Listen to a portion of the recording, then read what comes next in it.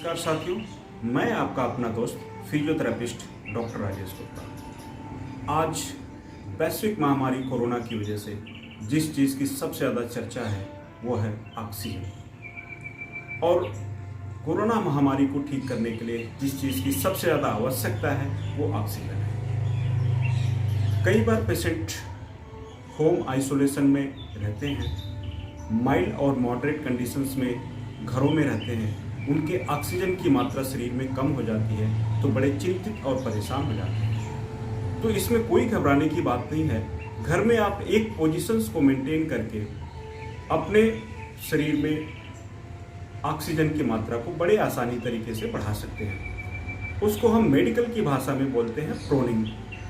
Proning का मतलब होता है उल्टा लेटना। उल्टा लेटने का एक सही तरीका है, तकिए को ठीक ढंग से रखना होता है, जिसमें 4 तकिए की आवश्यकता होती है। उस तकिए को ठीक ढंग से रख करके उस पर हमें लेटना होता है। तो आज हम आपको अभी बताते हैं कि उस तकिए पे कैसे लेटना होता है। सही तरीके से लेट करके अपने ऑक्सीजन की मात्रा को बढ़ा सकते हैं। आइए हम देखते हैं कि तकिए पे कैसे लेटना होता है।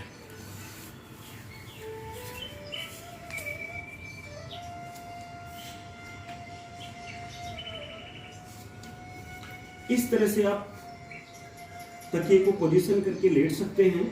एक तकिया जिसमें आपका पैर के नीचे रहेगा, 2 तकिया हिप के आसपास, कुल्ले के आसपास और 1 तकिया सिर के नीचे रहेगा और आप बिल्कुल आराम से लेट जाएंगे।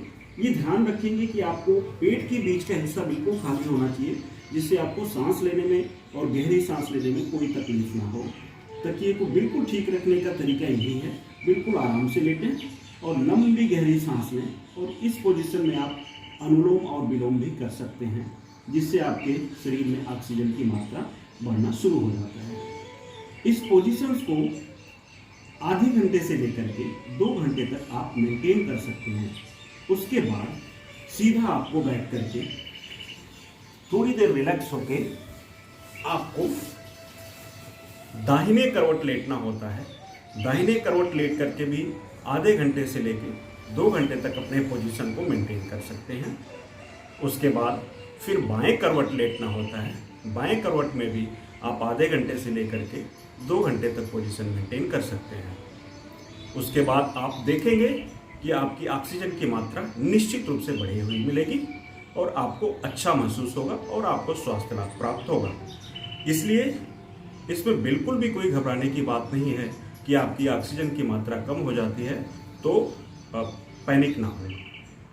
इस पोजीशंस को मेंटेन करने के लिए सबसे खास बात जो है, जो ध्यान रखनी है कि जो कौन लोग नहीं कर सकते।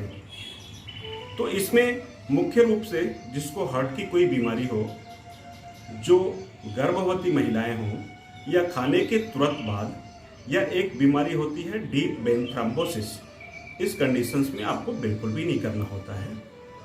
तो मुझे आशा एवं विश्वास है कि आप इस पोजीशंस को करेंगे और अपने घरों में अपने स्वास्थ्य लाभ को प्राप्त करेंगे और कोरोना जैसी महामारी को दूर भगाएंगे।